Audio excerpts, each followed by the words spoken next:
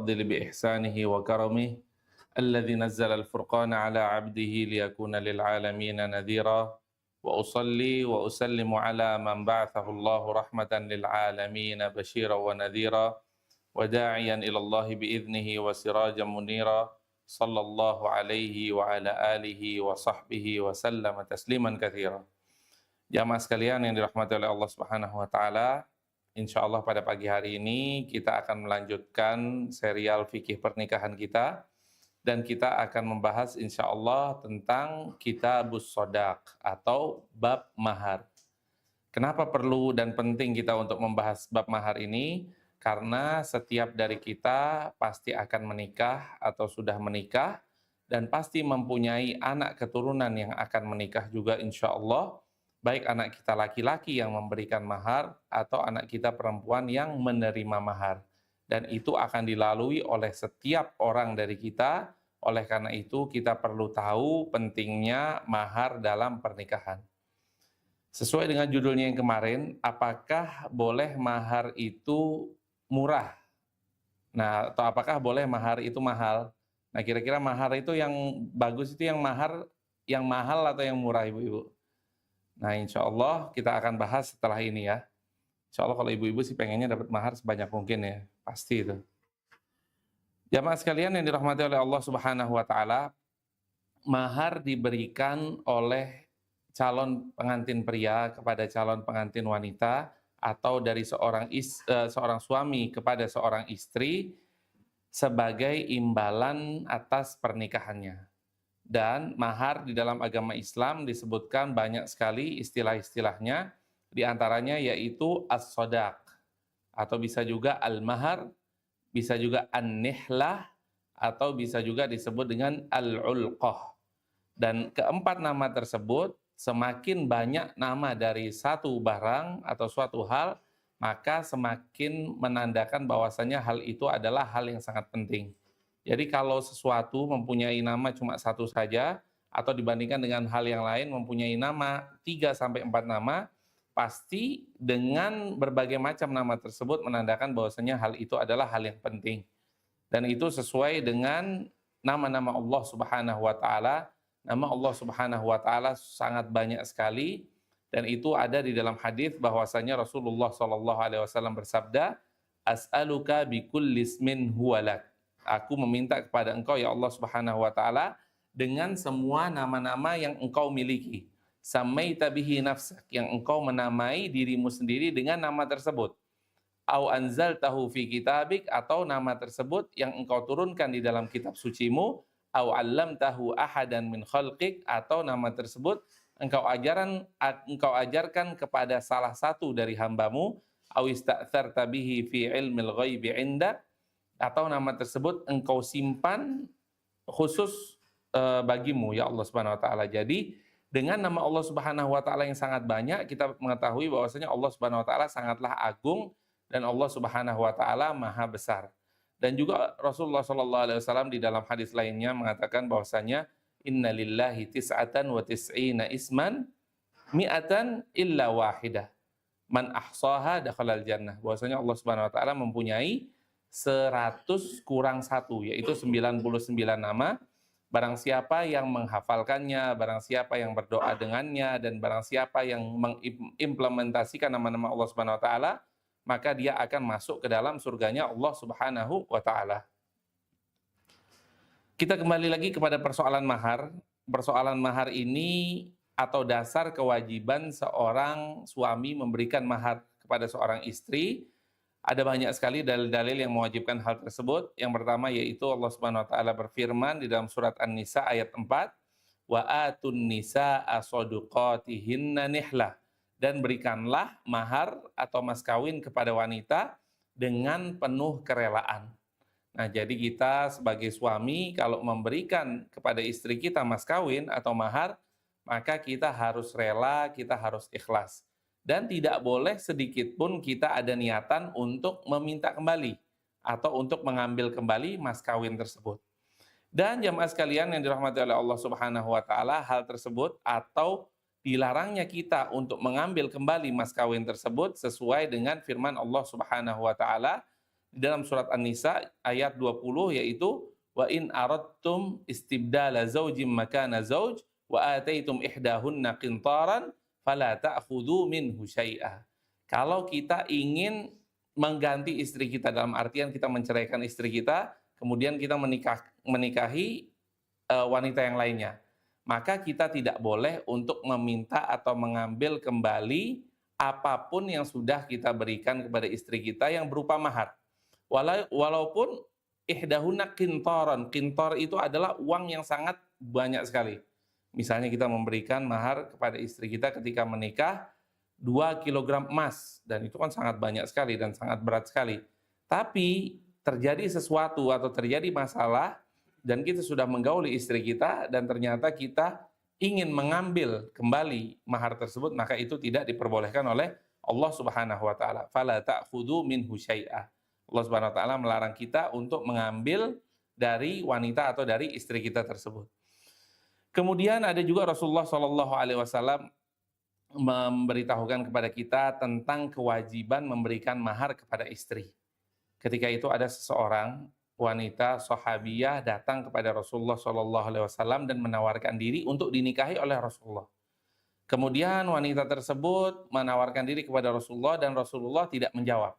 Karena Rasulullah tidak menginginkan untuk menikahi wanita tersebut atas satu atau dua alasan.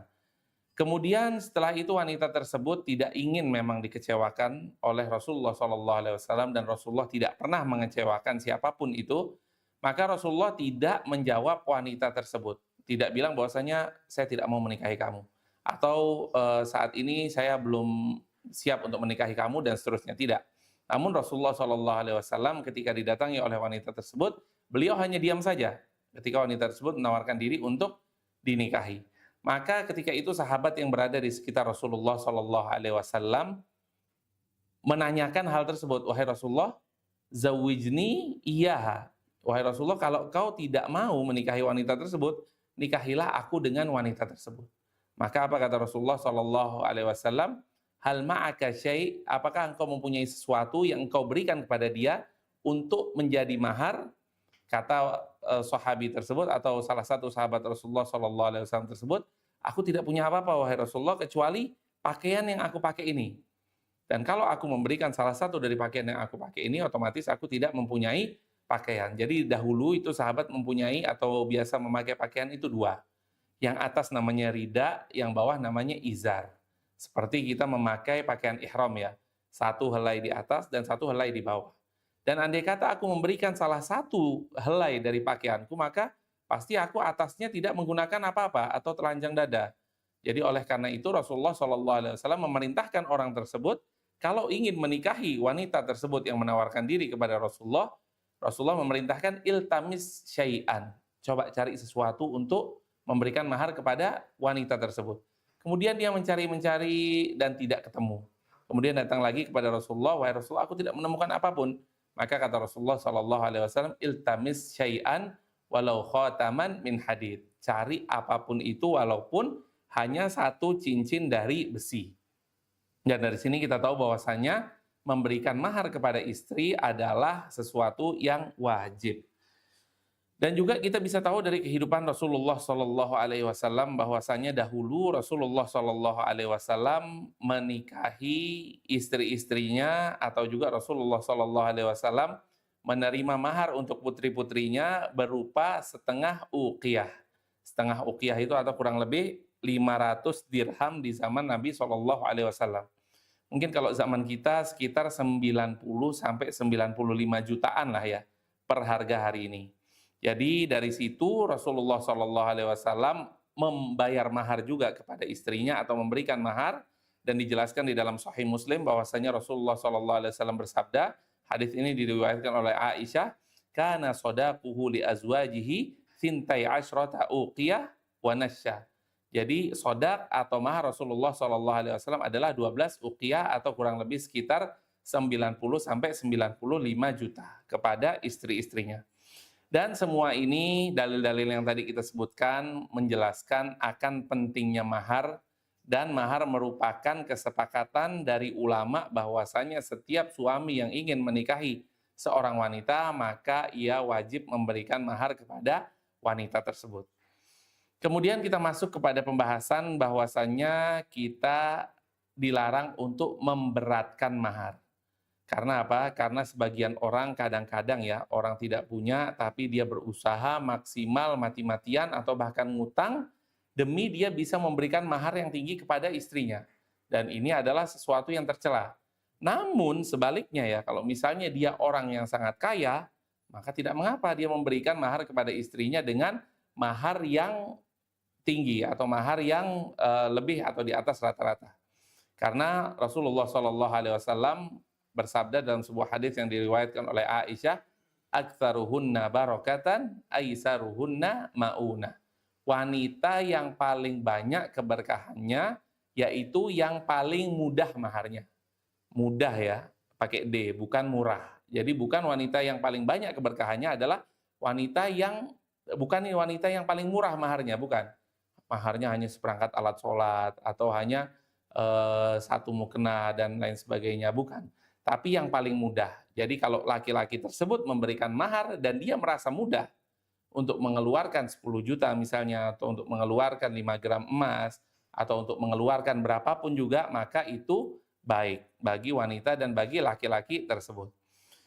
Kemudian jamaah sekalian yang dirahmati oleh Allah Subhanahu wa taala, memang kadang dilemanya yang berkaitan dengan hadis tadi ya, yang paling ngenes bahasa kita adalah orang yang berusaha mati-matian mencari mahar sampai dia ngutang-ngutang, atau juga sampai untuk pestanya dia ngutang-ngutang, dan kemudian ketika di hari pertama, di hari kedua dia menikah, maka dia berusaha untuk menutupi hutang-hutangnya, dan itulah yang dicela dalam hal ini. Namun seperti yang kita sebutkan tadi, bagi yang mampu maka ada kelonggaran dalam hal ini atau dalam memberikan mahar yang banyak. Karena apa? Karena sesuai dengan firman Allah Subhanahu wa taala yang tadi sudah kita bacakan, wa ataitum ihdahunna qintaran, dan kalau kalian memberikan mahar kepada istri kalian qintaran. Nah, kata para ulama, apa yang dimaksud dengan qintar? Makna qintar ini ada banyak. Yang pertama, ulama mengatakan bahwasanya maknanya adalah harta yang sangat banyak. Ulama lainnya mengatakan yang dimaksud qintar adalah 70.000 mithqal. 70.000 mithqal, dan satu mithqal adalah 4,25 gram emas. Jadi kalau harga hari ini, mungkin emas sekarang hari ini berapa? 2,8 ya mungkin ya. Berarti sekitar 833 miliar atau hampir 1 triliun. Jadi boleh dari hadis ini atau dari ayat ini kita menerangkan bahwasanya tidak ada minimal dan tidak ada maksimal dalam mahar. Maksimalnya misalnya mahar tidak boleh lebih dari 100 juta, nggak ada ukurannya, karena Allah Subhanahu wa taala menetapkan di sini wa ataitum ihdahunna qintaran. Qintar itu adalah bongkahan emas yang sangat banyak. Atau ulama lain meriwayatkan bahwasanya ketika salah satu dari sapi atau dari banteng itu setelah disembelih ya, maka dilebarkan kulitnya, dan itu ditumpuk emas di situ. Nah, qintar itu kurang lebih sebesar itu, sebesar kulit sapi atau kulit banteng yang penuh dengan emas. Jadi tidak ada standar minimal untuk mahar dan standar maksimal untuk mahar. Kenapa standar minimal? Karena tadi Rasulullah SAW ketika ingin menikahi salah satu sahabat, yang ketika itu beliau ditawari oleh wanita tersebut, maka beliau bilang iltamis syai'an, cari sesuatu apapun yang bisa menjadikan mahar pernikahanmu kepada wanita tersebut, walau khataman min hadid, walaupun hanya satu cincin besi, bukan cincin emas. Kemudian jamaah sekalian yang dirahmati oleh Allah Subhanahu wa taala, namun tetap yang paling baik adalah yang paling mudah, mahar yang paling mudah. Dan juga kita tahu salah satu sahabat bernama Abdurrahman bin Auf, dan dia adalah salah satu saudagar yang luar biasa, pedagang yang sangat kaya raya, namun dia hanya memberikan mahar kepada istrinya sebiji kurma emas. Emas tapi beratnya sebesar sebiji kurma. Ya mungkin kalau di kita sekarang mungkin sekitar 5 graman lah, 5 graman emas, dan itu adalah sodak atau mahar yang diberikan Abdurrahman bin Auf. Kemudian mahar Ummu Habibah dari Rasulullah SAW ketika Rasulullah menikahi istri beliau, Ummu Habibah. Ketika itu untuk membayar maharnya beliau dibantu oleh Raja Najasyi. dan maharnya yaitu 4.000 dirham atau sekitar 700 juta rupiah dengan harga hari ini. Kemudian sekarang kita akan masuk kepada penetapan mahar. Penetapan mahar yaitu menetapkan suatu mahar bagi wanita yang akan dinikahi. Dan ini yang kita akan maksudkan di sini adalah pengurangan atau pembatasan mahar. Nah, kira-kira boleh nggak kita mengurangi mahar atau membatasi? Misalnya, kalau wanita yang hidup di kota A misalnya, maharnya tidak boleh lebih dari 5 juta. Boleh apa enggak? Jawabannya adalah tidak boleh. Karena memang tidak boleh memberikan batasan atau mengurangi batasan mahar bagi perempuan. Karena apa? Karena mahar ini adalah hak bagi wanita. Siapapun wanita yang ada di muka bumi ini berhak menerima mahar berapapun yang diberikan oleh suaminya. Jadi misalnya suaminya ingin memberikan mahar kepada dia 100 juta rupiah misalnya ya, suaminya kaya sekali, dia mempunyai uang puluhan miliar atau ratusan miliar, dan dia ingin memberikan mahar 100 juta rupiah. Boleh nggak seseorang bilang, jangan terlalu besar memberikan mahar, udah cukup 10 juta aja. Boleh apa enggak? Jawabannya adalah tidak boleh, karena itu adalah hak seorang wanita, dia berhak menerima seberapapun pemberian dari seorang laki-laki. Dan di dalam hal ini ada satu orang saja yang boleh untuk mengurangi mahar. Siapakah orang tersebut? Jawabannya adalah ayah kandung. Nah, tapi kita perlu rincikan di sini ya. Kita perlu rincikan kenapa ayah kandung adalah satu-satunya orang yang diperbolehkan dalam agama untuk mengurangi mahar. Misal, seseorang laki-laki ingin melamar seorang wanita. Kemudian laki-laki tersebut melihat bahwasannya keluarga ini adalah keluarga yang sekufu lah sama dia kurang lebih, atau satu level sama dia. Kemudian ketika itu dia mengatakan bahwasanya, Pak, saya ingin menikahi anak Bapak dengan 10 gram emas. Tapi saya masih belum punya, Pak. Saya hanya punya 5 gram emas saja, saya sambil mencari-cari. Dan Bapak ini atau Bapak kandung dari wanita ini mengatakan bahwasanya, ya udah nak, karena kamu anak yang saya pandang anak soleh, anak baik, dan Masya Allah tidak minum-minum, tidak mabuk, tidak berzina dan lain sebagainya, tidak merokok dan lain sebagainya, maka nggak apa-apa lah anak kamu punyanya berapa? 5 gram emas saja. Ya udah, insya Allah anak saya mau menerima 5 gram emas. Nah, kenapa satu-satunya yang boleh untuk mengurangi mahar hanyalah bapak kandung? Karena bapak kandung satu-satunya orang yang paling sayang kepada anak perempuannya.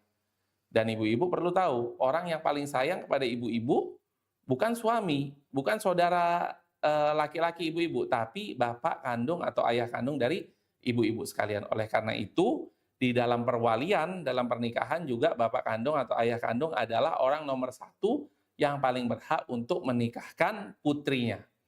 Jadi, ayah kandung boleh untuk mengurangi mahar seorang wanita dengan syarat kalau dia melihat kemaslahatan kepada laki-laki tersebut. Misalnya laki-laki tersebut adalah laki-laki yang soleh, laki-laki yang baik, yang insya Allah dengan seiring dengan berjalannya waktu dia bisa mendapatkan uang yang lebih banyak, dan dengan itu istrinya nanti atau anak dari bapak tersebut bisa mendapatkan kehidupan yang layak. Namun andai kata yang mengurangi mahar tersebut adalah saudara kandungnya atau paman kandungnya, misalnya nih ya, bapak kandungnya sudah meninggal, maka perwalian tersebut berpindah kepada siapa? Kepada kakeknya, kakek dari wanita ini, kalau masih hidup. Kalau tidak ada, ya kepada anak kandungnya, kalau misalnya dia janda atau sudah punya anak. Kalau tidak ada, maka ke saudaranya, saudara laki-laki dari wanita tersebut, saudara kandung. Kalau tidak ada, baru saudara sebapak dan seterusnya.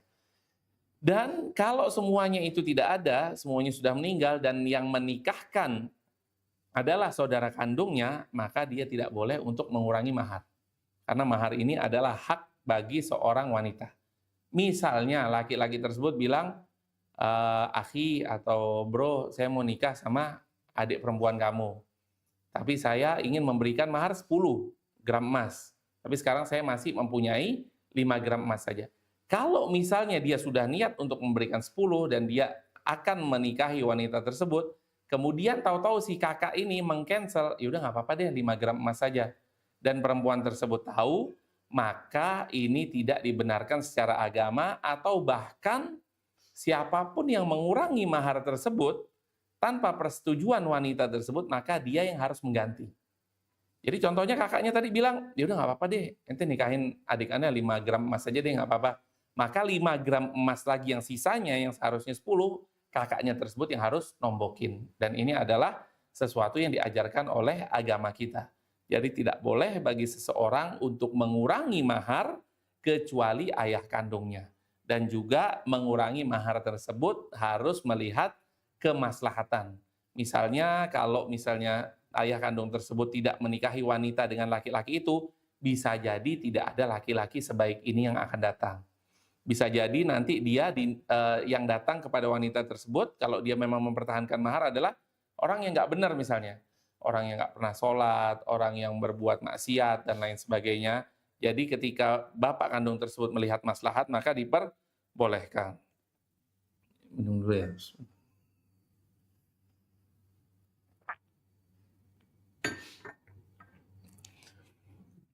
Kemudian jamaah sekalian yang dirahmati oleh Allah Subhanahu wa taala, masuk ke bab berikutnya atau pembahasan berikutnya, yaitu mahar atau mas kawin standarnya berdasarkan atas hukum Allah Subhanahu wa taala. Jadi tidak boleh misalnya satu kaum atau satu suku menetapkan bahwasannya mahar perempuan-perempuan di sini adalah sekian. Nah, itu tidak boleh. Kita merujuk atau kita mengembalikan hukum-hukum tersebut kepada hukum suku, hukum tradisi, atau hukum adat, hukum masyarakat. Karena sama dengan kita berhukum kepada selain Allah Subhanahu wa taala. Yang diperbolehkan yaitu kita kembali kepada apa yang diajarkan oleh Allah Subhanahu wa taala dan Rasulullah Shallallahu alaihi wasallam, yaitu tidak ada batas minimal mahar dan tidak ada batas maksimal. Kemudian Ibnu Qudamah rahimahullahu taala menjelaskan segala sesuatu yang mempunyai nilai dan sah dijadikan harga, maka barang tersebut sah juga dijadikan sebagai mahar, baik sedikit ataupun banyak. Nah, jadi di sini bisa kita tahu bahwasannya segala sesuatu yang mempunyai nilai dan sah dijadikan harga. Nah, contohnya apa? Jam tangan misalnya. Apakah jam tangan ini berharga? Berharga. Bisa atau nggak dijual? Bisa. Nah, maka boleh dijadikan sebagai mahar. Misalnya tab atau tablet. Berharga apa nggak? Berharga. Boleh apa nggak dijadikan mahar? Boleh. Misalnya, aku nikahi engkau atau saya menikah dengan anak bapak dengan mahar 1 unit tab misalnya, atau 1 buah arloji atau 1 buah jam, maka itu diperbolehkan. Atau misalnya uang, maka mahar saya atau mas kawin saya adalah 1 juta rupiah misalnya, atau 2 juta rupiah, atau 100 dolar Amerika, atau dan lain sebagainya, maka itu diperbolehkan. Jadi bisa jam, bisa HP, bisa mobil, bisa juga properti. Misalnya saya akan memberikan mahar anak bapak 1 buah villa di Bedugul misalnya. Boleh apa enggak? Boleh. Jadi mahar itu bukan hanya sekedar uang, bukan hanya sekedar seperangkat alat sholat, tapi bisa berbentuk properti, bisa berbentuk mobil, bisa berbentuk barang yang mempunyai nilai. Kemudian jamaah sekalian yang dirahmati oleh Allah Subhanahu wa taala, kita masuk ke pembahasan berikutnya. Walaupun ayah kandung bisa atau berhak untuk mengurangi mahar seorang putrinya, namun dia tidak dibenarkan kalau dia menghalang-halangi anak putrinya untuk mendapatkan mahar yang lebih. Misalnya, seperti contoh yang tadi kita sudah contohkan adalah orang tersebut tidak mampu untuk memberikan mahar lebih, tapi dia akan menunggu dulu, dia akan mencari dulu, dan kemungkinan bisa jadi di tengah jalan dia tidak menikahi dengan anak dari bapak tersebut, karena dia ngelihat mungkin ada yang mau menerima lebih sedikit dari itu, atau dia melihat orang lain yang lebih cocok dia nikahi, maka dalam hal ini bapak kandung boleh untuk mengurangi mahar.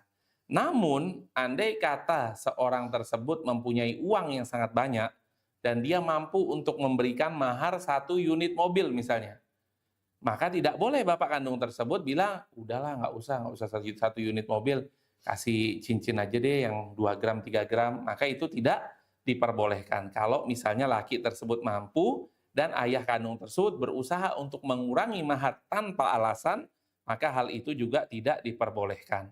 Karena apa? Karena itu adalah hak dari seorang wanita. Jadi mahar tersebut adalah hak dari seorang wanita. Kemudian jamaah sekalian yang dirahmati oleh Allah Subhanahu wa taala, ada pertanyaan, bagaimana jika perempuan tersebut mendapatkan mahar sebuah benda yang rusak? Nah, contohnya gimana? Saya akan memberikan kamu mahar satu buah iPhone 17 misalnya. Nah, kemudian dia beli iPhone 17 tersebut, dia belum buka dan dia berikan kepada istrinya. Kemudian ternyata ketika dibuka, itu HP Cina ternyata. Yang jual tadi bohong. Bukan iPhone 17 misalnya. HP Cina dan HP yang sudah rusak. Maka apa yang harus dilakukan? Ya tentunya bisa ya kalau dia mau balik lagi ke toko, dia mau refund mau apa segala macam. Tapi misalnya tidak bisa refund dan lain sebagainya, maka apa yang dilakukan? Yaitu ditakar atau ditaksir. Misalnya iPhone 17 ini harganya berapa iPhone 17? 25 juta misalnya. Maka wanita tersebut berhak untuk komplain kepada suaminya bahwasanya engkau berikan aku mahar barang yang rusak dan aku tidak mau. Maka dia boleh untuk meminta mentahnya saja yaitu sekitar 25 jutaan ya kurang lebih. Dan iPhone tersebut dikembalikan karena barang itu adalah barang rusak dan dia menerima 25 jutaan. Atau juga satu buah mobil, satu unit mobil misalnya. Dia membeli satu unit mobil dan kemudian ketika diantarkan kepada istrinya ternyata mobil ini sudah rusak. Maka ketika itu ditaksir berapa harganya dan dikembalikan mobil tersebut kepada suaminya dan dia menerima mentahnya saja. Namun para ulama juga bilang bahwasanya kalau kerusakan tersebut tidak parah, misalnya kerusakan tersebut hanya sekitar 25 jutaan harus diperbaiki atau 30 juta. Maka setelah itu mobil tersebut jadi mobil yang bagus, jadi mobil yang lancar lagi jalan. Maka dia minta kepada suaminya untuk memperbaiki mobil tersebut atau dia meminta mobil yang agak rusak tersebut plus 25 juta dan dia memperbaiki mobil tersebut agar bisa digunakan dan agar menjadi mobil yang benar-benar bisa dipakai sesuai dengan janji dari suami tersebut atau sesuai dengan mahar tersebut. Kemudian pembahasan berikutnya jamaah sekalian yang dirahmati oleh Allah Subhanahu wa taala yaitu penyebutan mahar ketika akad nikah. Kalau di Indonesia kita semua ketika akad nikah pasti menyebutkan mahar, ya kan? Tapi diperbolehkan juga di dalam agama ketika kita menikah tidak menyebutkan mahar. Misalnya saya nikahi anak bapak Fulanah binti Fulan pada hari ini, udah begitu saja, tanpa disebutkan dengan mas kawin sekian dibayar tunai, tanpa disebutkan seperti itu. Maka hal itu diperbolehkan apa enggak? Diperbolehkan. Namun yang paling baik adalah menyebutkan mahar ketika akad nikah.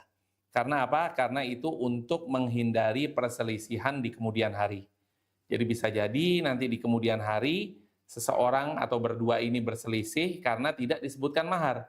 Bisa jadi diungkit-ungkit kesalahan suaminya oleh istrinya selama bertahun-tahun. Nah, biasanya antum-antum pernah diungkit kesalahan bertahun-tahun? Nggak pernah ya? Ya, alhamdulillah. Jadi, kalau misalnya tidak disebutkan mahar tersebut, misalnya saya menikahi anak bapak Fulanah binti Fulan, titik. Sudah. Itu sah apa enggak nikahnya? Sah. Namun, hal itu tidak baik atau lebih baiknya yaitu disebutkan maharnya agar di suatu ketika nanti istrinya tidak bilang bahwasanya, wahai suamiku, engkau sengaja kemarin tidak sebutkan mas kawin atau tidak sebutkan mahar ketika menikah. Pasti engkau ingin memberikan aku mahar yang di bawah standar. Dan ini tidak dibenarkan. Oleh karena itu, syariat menjaga hal ini agar tidak terjadi dengan cara lebih baiknya ketika terjadinya akad nikah, maka disebutkan mas kawin tersebut. Namun jamaah sekalian yang dirahmati oleh Allah Subhanahu wa taala, seperti yang kita sebutkan tadi, kalau misalnya tidak disebutkan mas kawin tersebut, maka nikahnya tetap sah. Karena dikatakan jika seorang lelaki menikah tanpa menetapkan mahar ketika akad nikah, maka pernikahannya tetap sah. Dan jika ia menceraikan istrinya sebelum melakukan hubungan suami istri, maka wanita tersebut berhak mendapatkan hadiah. sesuai kemampuan suaminya. Nah, misalnya nih ya, seseorang, ini ada banyak contoh nih ya, semuanya harus memperhatikan. Contoh yang pertama, A atau Ahmad menikahi Aisyah dengan mas kawin 1 juta rupiah misalnya. Kemudian setelah menikah Ahmad dengan Aisyah, ternyata 1-2 hari belum terjadi hubungan badan atau hubungan biologis antara suami dan istri. Cekcoklah mereka di hari pertama ini, akhirnya harus bercerai. Ahmad dan Aisyah. Tadi berapa maharnya? 1 juta rupiah.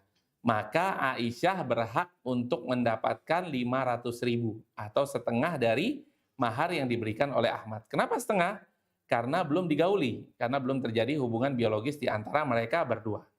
Nah, kalau di malam pertama ternyata sudah terjadi hubungan biologis, maka Aisyah ini berhak untuk mendapatkan kamilul mahar atau maharnya secara full. Walaupun di hari kedua dia bercerai misalnya karena terjadi sesuatu, maka kalau dia sudah digauli atau dia sudah berhubungan biologis, maka dia wajib diberikan mahar secara lengkap. Wah, tapi waktu itu saya ngasih maharnya 1 unit mobil. Eman banget, masa di hari kedua dia udah punya mobil tersebut. Kalau memang dia sudah digauli, maka dia berhak mendapatkan mahar atau mas kawin tersebut secara utuh. Kalau dia belum digauli dan mahar tersebut sudah disebutkan, misalnya 1 unit mobil, maka dia berhak mendapatkan nisful mahar atau setengah dari mahar tersebut. Misalnya mobil tersebut harganya 500 juta, maka dia berhak mendapatkan 250 juta. Kalau mahar tersebut sudah disebutkan. Kemudian kalau misalnya perceraian ini disebabkan oleh istri, maka ada lagi pembahasannya. Insya Allah kita akan bahas di pertemuan yang akan datang, karena mahar ini kita membahasnya insya Allah dalam 2 pertemuan. Kemudian misalnya suami tersebut belum menyebutkan mahar. Belum menyebutkan mahar ya. Ahmad cuma bilang pada walinya Aisyah bahwasanya saya menerima nikahnya anak bapak Aisyah binti Fulan, titik, tanpa menyebutkan mas kawin. Kemudian ternyata di hari pertama belum terjadinya hubungan suami istri, dan di hari kedua dia sudah firaq atau sudah cerai. Ada apa nggak seperti itu? Ada. Yang di hari kedua dia sudah bercerai. Nah, apa yang harus diberikan suami kepada istri? Maka suami harus memberikan kepada istrinya, kalau belum disebutkan mahar tersebut, adalah hadiah. Hadiah itu seperti apa? Alal musi'i qadaruhu wa alal muqtiri qadaruhu mata'am bil ma'ruf. Bagi orang laki-laki yang kaya, maka hendaklah dia memberikan hadiah kepada istrinya yang sudah dicerai ini. Walaupun mahar tersebut belum disebut, memberikan hadiah. Tergantung sesuai atau status perekonomian suami tersebut. Misalnya suami tersebut miliarder, ya kasihlah dia hadiah laptop misalnya, atau kasihlah dia misalnya hadiah yang dia butuhkan adalah HP, ya berikanlah dia iPhone yang terbaru. Atau kalau dia tidak mampu, maka berikanlah dia minimal seperti 1 baju yang bisa digunakan untuk sholat. Atau kita bisa katakan dalam bahasa kita yaitu seperangkat alat sholat. Dan itu adalah sebagai hadiah kepada istri yang belum digauli dan belum ditentukan maharnya. Misalnya, dia punya uang cuma 50.000. Boleh nggak dia memberikan hadiah tersebut kepada mantan istrinya yang sudah diceraikan? Boleh, kalau dia punya hanya uang 50.000. Jadi di sini yang dinamakan adalah hadiah. Alal musi'i qadaruhu wa alal muqtiri qadaruhu mata'am bil ma'ruf. Sesuai dengan strata sosial dari suaminya. Kalau suaminya kaya, ya kasih hadiah yang agak besar. Dan ini biasa terjadi di negara-negara seperti Arab Saudi ya. Jadi di Arab Saudi itu mereka setelah menikah, itu nggak satu rumah ibu-ibu. Nah mungkin agak heran ya ibu-ibu ya. Mereka itu di sana ada namanya milkah, ada namanya ad-dukhul, ada namanya segala macam ya. Itu seperti pacaran syar'i. Nah kalau di negara kita sangat disayangkan sekali ada orang namanya pacaran. Keluar dulu, berdua, dan lain sebagainya, sedangkan belum terjadinya akad nikah. Sedangkan di sana, untuk meminimalisir zina, dan agar pacaran tersebut menjadi pacaran yang syar'i, maka mereka ada namanya milkah. Milkah itu gimana? Keluarga kecil berkumpul, yang penting semuanya ada ya, calon suami ada, wali dari istri ada, mahar ada, saksi ada, dan ijab kabul mereka dilakukan sangat kecil sekali, misalnya 10 orang, dengan ada satu namanya ma'dzun syar'i. Ma'dzun syar'i ini seperti petugas KUA lah yang untuk mencatat pernikahan. Akhirnya bapak tersebut menikahkan putrinya dengan seorang anak atau seorang mantunya ya. Dinikahkan, terjadi akad nikah yang sangat sederhana sekali dan hanya sebatas akad. Nah, setelah akad, mereka nggak tinggal serumah. Mereka mulai satu sama lain saling mengenal. Jadi ditelepon nih bapaknya nih sama si laki nih. Misalnya saya nelpon mertua saya. Assalamualaikum Pak, saya mau pinjem istri saya dulu ya. Mau kemana? Mau saya ajak makan di luar. Oh iya silahkan. Malam sebelum tidur kembalikan lagi. Nah jadi mereka pacaran tapi syar'i. Kenapa syar'i? Karena sudah akad nikah. Ini sudah istri saya. Sudah bisa saya ajak tidur pun sudah bisa. Tapi mereka belum melakukan hal itu, jadi mereka nelpon, diajaklah istrinya makan. Di situ dia mulai perkenalan, dia mulai satu sama lain saling mengetahui. Kalau qadarullahnya tidak cocok setelah 2 bulan atau 3 bulan, maka mereka tidak jadi melanjutkan ke tahap walimah. Dan tidak ada yang mengetahui dan tidak ada yang tidak terlalu sedih ya. Yang perempuan juga tidak terlalu sedih karena belum terjadinya hubungan suami istri. Dia masih perawan. Walaupun statusnya janda ya, tapi dia masih perawan. Tapi ya dan laki-lakinya juga tidak terlalu terdengar kemana-mana bahwasanya ini sudah menikah, ternyata cerai dan lain sebagainya. Karena mereka hanya yang mengetahui hanya keluarga kecil saja. Jadi mereka keluar berdua, tapi malam harus tidur di rumah masing-masing.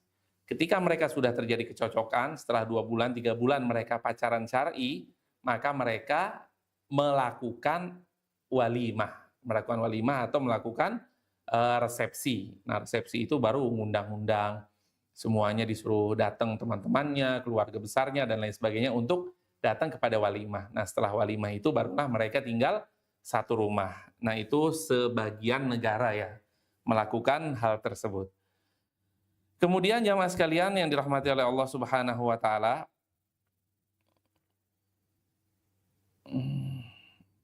tadi sudah kita bacakan ya, la junaha alaikum in talaqtumun nisaa ma lam tamassuhunna aw tafridu lahunna fariidah wa matti'uhunna 'alal musii'i qadaruhu wa 'alal muqtiri qadaruhu.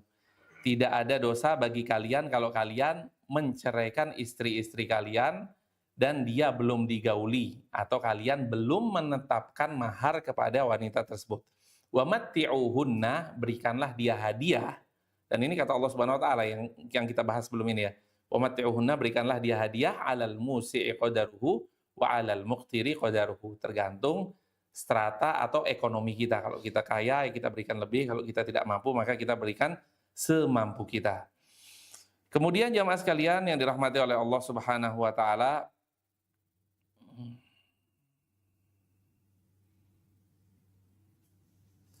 Allah Subhanahu wa taala menjelaskan di dalam surat Al-Baqarah ayat 237, Allah Subhanahu wa taala berfirman, "Wa in talaqtumuhunna min qabli an tamassuhunna wa qad faradtum lahunna fariidah fanisfu ma faradtum." Kalau kalian menceraikan istri kalian sedangkan kalian belum menggaulinya, wa qad faradtum lahunna fariidah, dan kalian sudah menetapkan mahar tersebut, maka istri tersebut berhak mendapatkan setengah mahar. Di sini ada perbedaan pendapat antara dua pendapat ya, antara para ulama yang dimaksud sudah menggauli istri tersebut atau belum menggauli istri tersebut. Ulama dari mazhab Hanabilah mengatakan bahwasanya kalau seseorang suami menikahi istrinya dan belum terjadi hubungan badan atau hubungan biologis, maka istri tersebut hanya berhak mendapatkan setengah mahar kalau mahar tersebut sudah disebutkan. Namun yang akan kita bahas adalah belum terjadinya hubungan badan. Di sini ulama Hanabilah menjelaskan bahwasanya muqaddimatul jima atau sesuatu yang mengantarkan kepada jima itu sudah mengharuskan seseorang suami untuk memberikan istrinya kamilal mahar atau mahar secara full.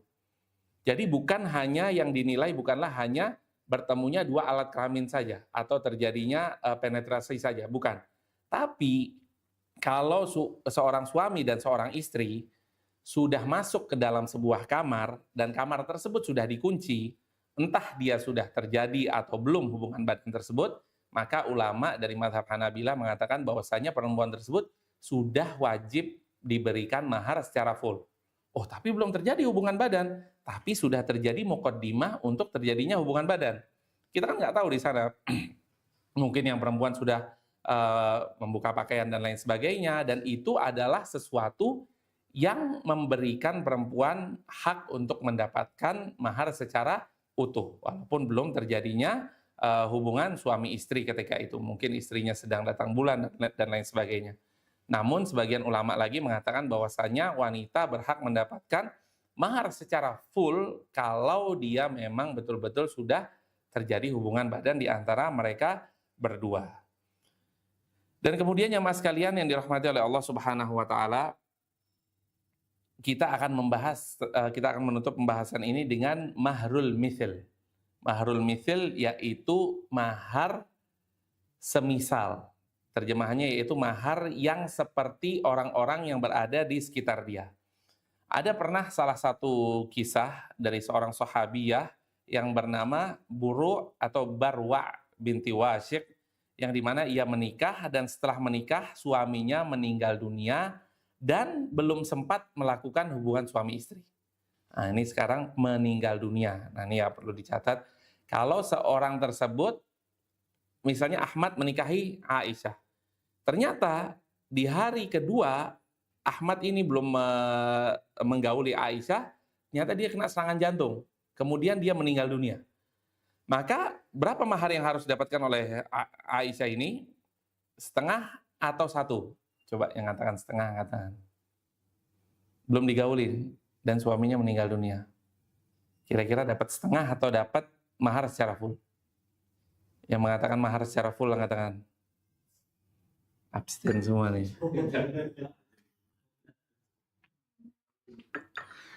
Kalau dia belum digauli dan suaminya meninggal dunia, bukan terjadi perceraian, maka wanita ini berhak mendapatkan mahar secara full, secara lengkap, yaitu tanpa mengurangi apapun dari mahar tersebut. Dan plus juga dia berhak mendapatkan warisan. Enak banget ya dia ya, baru dinikahin, belum hubungan suami istri, udah dapat mahar tinggi, nggak dikurangin maharnya, dapat warisan lagi. Ya udah, emang itu qadarullah ya, takdir yang Allah Subhanahu wa taala berikan kepada wanita tersebut. Jadi selain dia mendapatkan mahar secara full, maka dia juga mendapatkan warisan, yaitu seberapa, ada yang tahu? Seperempat, karena dia belum mempunyai anak dari laki-laki tersebut. Dan kemudian jamaah sekalian yang dirahmati oleh Allah Subhanahu wa taala, kalau mahar tersebut belum ditentukan, misalnya Ahmad menikahi Aisyah dan dia bilang bahwasanya saya terima nikahnya Aisyah binti Fulan, titik, tanpa menentukan mas kawin. Dan ternyata di hari kedua Ahmad ini kena serangan jantung dan dia meninggal dunia dan Aisyah belum digauli. Maka apa maharnya? Gimana ini? Dia belum nyebutin maharnya apa, dia belum menggauli apa, keburu meninggal dunia, keburu kena serangan jantung. Maka wanita tersebut berhak mendapatkan mahrul mithil. Mahrul mithil yaitu mas kawin orang-orang yang mirip seperti dia. Kita tanya, ada nggak kakak kandungnya perempuan ini yang sudah menikah? Oh ada. Kamu dapat mas kawin apa? Seperangkat alat sholat. Nah, kemudian kakaknya lagi, oh cuma seperangkat alat sholat. Adiknya seperangkat alat sholat juga. Kita tanya sepupunya berapa? Seperangkat alat sholat. Oh ya, berarti mas kawin yang berhak didapatkan oleh perempuan ini adalah mahrul mithil, mahar yang semisal dengan orang-orang yang berada di sekitarnya, yaitu seperangkat alat sholat. Misalnya wanita tersebut belum mendapatkan mahar dan belum disebutkan, tapi suaminya keburu meninggal dunia. Dia ditanya, kakakmu yang perempuan maharnya apa? Oh 5 gram emas. Adikmu berapa? 3 gram. Kemudian sepupumu berapa? 7 gram. Ya udah, berarti diambil rata-rata atau mahrul mithilnya sekitar 5 gram emas. Jadi tidak dia dizolimi dan dia juga tidak menzolimi orang yang belum memberikan mahar tersebut. Nah, jadi bisa dipahami ya. Dan kita akan banyak masuk kepada pembahasan mahrul mithil atau mahar semisalnya. Misalnya orang-orang di Sulawesi, maharnya tinggi-tinggi, sekitar 10 jutaan misalnya setiap orang. Maka ketika dia belum disebutkan mahar tersebut kepada wanita tersebut dan dia sudah bercerai atau sudah meninggal dunia suaminya, maka berhak untuk diberikan mahrul mithil, yaitu semisal dengan seperti itu, semisal dengan orang-orang yang ada di kampung tersebut. Misalnya 10 juta ya 10 juta, 5 gram emas ya 5 gram emas. Mungkin itu saja yang bisa kita sampaikan sampai saat ini. Insya Allah kurang lebihnya mohon maaf. Silahkan bagi yang mau menulis pertanyaan, dan di pertemuan berikutnya kita akan meneruskan insya Allah tentang pembahasan mengenai mahar ini. Sallallahu alaihi wasallam ala nabiyina Muhammad wa ala alihi wa sahbihi ajma'in.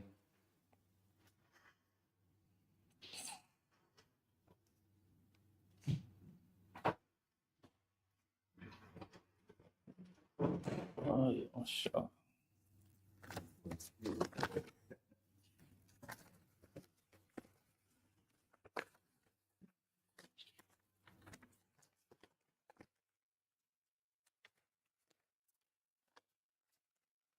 Mudah-mudahan saya bisa jawab ya.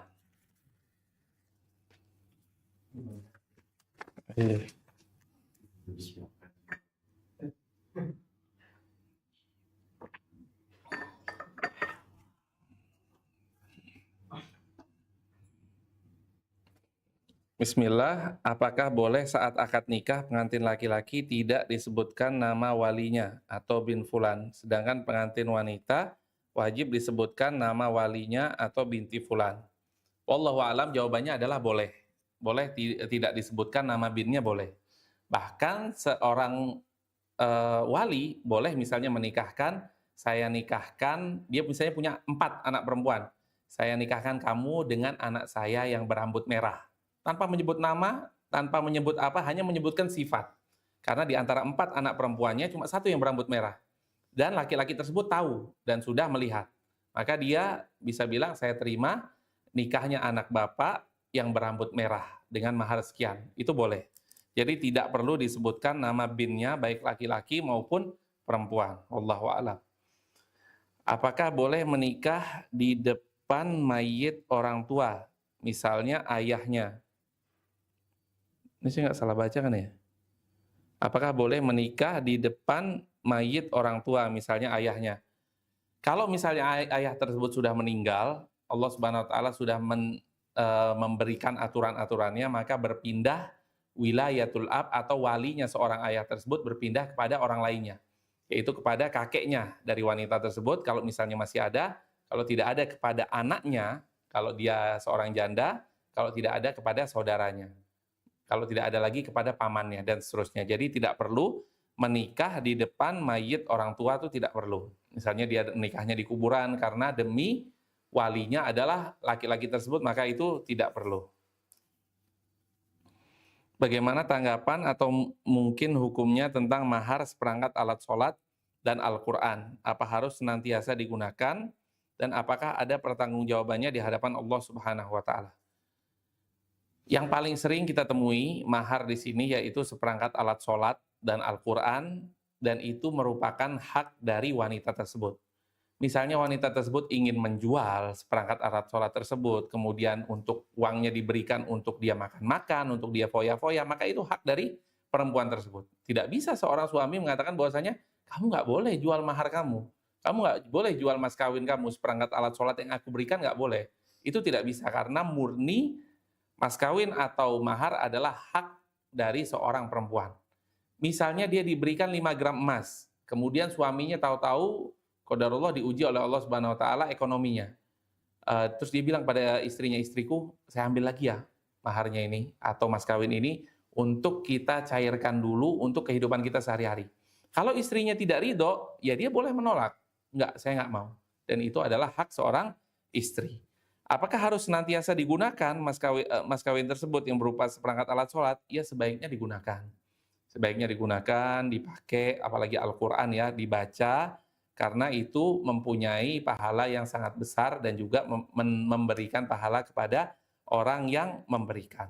Namun andai kata tidak dipergunakan juga sama sekali, misalnya seperangkat alat sholat, ternyata rukuhnya nggak bagus, jelek, ya udah dia nggak pengen make atau dia pengen menyedekahkan kepada orang lain, maka tidak mengapa.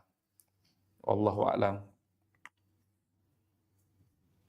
Apakah boleh meminta mahar pelunasan biaya haji keseluruhan dalam keadaan si laki-laki mampu? Boleh. Boleh ya, dia bilang misalnya baru membayar haji sekitar 10 juta, buka rekening haji 10 juta. Sedangkan untuk dapat nomor porsi minimal 25 juta. Kamu pengen menikahi saya, tolong lunasi, saya meminta mahar pelunasan biaya haji saya secara keseluruhan. Maka itu boleh. Dan kalau laki-laki tersebut menyanggupi, maka itu sangat baik. Kalau laki-laki tersebut tidak menyanggupi, ya perempuan tersebut bisa menikah dengan laki-laki lainnya. Dan itu diperbolehkan. Wallahu a'lam. Bagaimana mahar yang diberikan ke istri dipinjam oleh suami karena kebutuhan ekonomi? Baru kita bahas.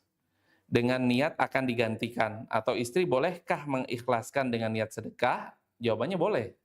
Kalau istri ingin mengembalikan, bukan mengembalikan ya, ingin menyedekahkan mas kawin tersebut, misalnya dia diberikan 5 gram emas, ketika suaminya waliyadzubillah diuji ekonominya, maka dia, ini mas saya kasih kamu 5 gram emas yang pernah kamu berikan kepadaku sebagai mas kawin, aku kasih sebagai sedekah, atau bahasanya hadiah lah, sedekah lah, atau apapun, maka itu diperbolehkan. Karena itu sudah murni 100% hak istri. Ya kalau istri mau ngasih ke temannya juga boleh, apalagi ngasih ke suaminya yang terlilit permasalahan ekonomi. Dan insya Allah pasti dapat pahala yang sangat luar biasa. Andai kata suami tersebut bilang minjam dan nanti akan diganti, dan istri tersebut membolehkan, ya itu juga baik, yaitu meminjamkan sesuatu kepada suami dengan niat akan diganti di kemudian hari. Allahu a'lam. Kemudian ada pertanyaan nomor 1, jika maharnya adalah seperangkat alat sholat dan cincin emas putih, tapi saat rumah tangga cincin dijual untuk kebutuhan, apakah istri bisa menagihnya lagi? Tentunya seorang suami tidak boleh menjual cincin tersebut tanpa izin dari istri. Karena itu murni punyanya istri. Jadi nggak boleh tahu-tahu dia buka laci, lemari, dia ngambil cincin itu, kemudian dia gadaikan atau dia jual tanpa sepengetahuan istri, maka suami tersebut berdosa. Karena mas kawin adalah hak murni seorang istri. Dan dia tidak boleh mengambil mas kawin tersebut tanpa izin dari istrinya. Kalau dipinjamkan dan kemudian nanti akan diganti, maka itu diperbolehkan selama perempuan tersebut ridho. Apa hukumnya istilah bangun nikah? Maksudnya apa? Bangun nikah. Wallahu a'lam, mana baru pertama kali dengar bangun nikah. Hah? Oh, belum pernah dengar ya? Membangun pernikahan gitu. Enggak kayaknya. Nah, kemudian pertanyaan nomor 3, apakah jika istri tidak dinafkahi 1 tahun, apakah sudah jatuh talak? Apa harus nikah lagi? Nah, insya Allah nanti akan kita bahas dalam bab talak secara rinci, secara detail insya Allah ya. Jadi kalau istri tidak dinafkahi, kita jawab secara singkat ya. Apakah dia jatuh talak? Kalau kita merujuk kepada keputusan atau peraturan dari Kementerian Agama, maka jatuh talak. Namun kalau secara syariat, secara hukum fikihnya, maka ia berhak mengajukan cerai. Perempuan tersebut berhak untuk menggugat cerai karena tidak dinafkahi. Dan ini adalah salah satu alasan yang diperbolehkan seorang perempuan khulu atau meminta cerai atau menggugat cerai. Wallahu a'lam. Secara lengkapnya nanti akan kita bahas ketika di bab talak. Mungkin kalau ada pertanyaan lain, dipersilakan. Siap. Enggak usah. Antum mau hadiah? Mau hadiah? Ada pertanyaan? Enggak usah deh ya, buat ibu-ibu aja ya. Buat ibu-ibu. Tuh Bu, dengar Bu, semua Bu, suami-suaminya baik Bu. Hah? Tadi saja kalau misalkan ayah sudah meninggal, tapi kalau misalkan langsung loncat ke saudaranya boleh sebagai wali? Nggak boleh, karena tertibul wilayah, urutan wali itu harus sesuai. Jadi misalnya wali pertama nggak bisa, harus wali kedua dulu. Nggak boleh langsung loncat ke wali kelima. Atau langsung loncat ke wali hakim. Bapaknya meninggal langsung ke wali hakim. Nah itu nggak boleh. Wallahu a'lam. Maksudnya kalau dari KUA sendiri atau pemerintah sendiri terkait itu gimana? Ada yang tahu? Kalau peraturan pemerintah, wallahu a'lam ya. Tapi yang jelas kita dari pihak keluarga yang paling berhak. Karena pernikahan ini berhubungan dengan keluarga. Dan biasanya KUA dan lain sebagainya itu ngikut biasanya.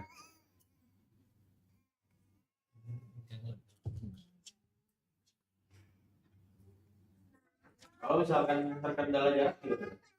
Nah, itu udah dibahas pertemuan yang lalu, nggak datang atau?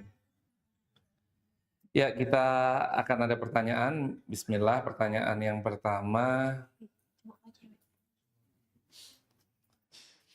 Gampang tapi jawabannya harus detail. Barang apa saja yang bisa dijadikan mahar atau mas kawin?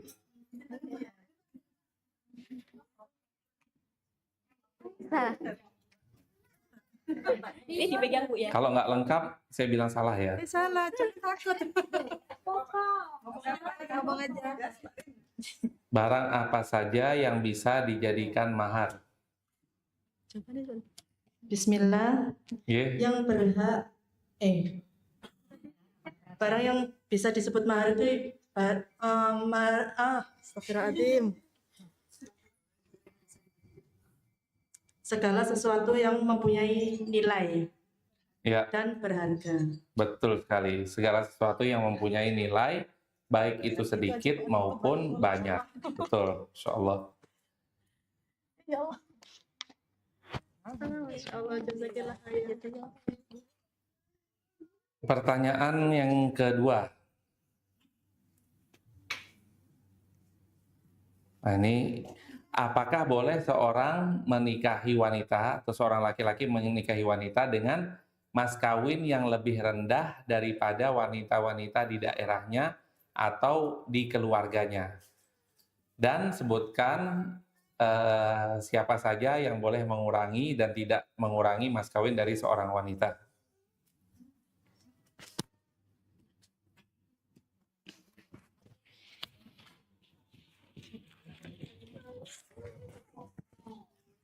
Bismillah, Assalamualaikum warahmatullahi wabarakatuh. Waalaikumsalam warahmatullahi wabarakatuh.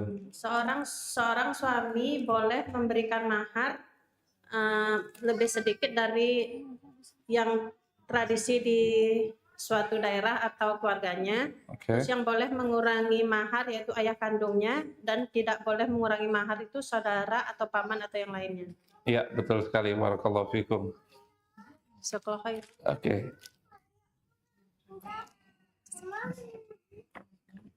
Kemudian pertanyaan yang ketiga, ini seperti tadi sudah kita contohkan. Kalau misalnya wanita tersebut yang menentukan mahar, saya mau menikahi kamu dengan syarat saya mendapatkan mahar 1 villa di Bedugul misalnya.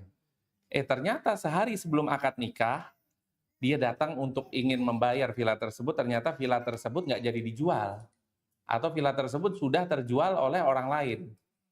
Maka apa yang berhak untuk didapatkan wanita tersebut?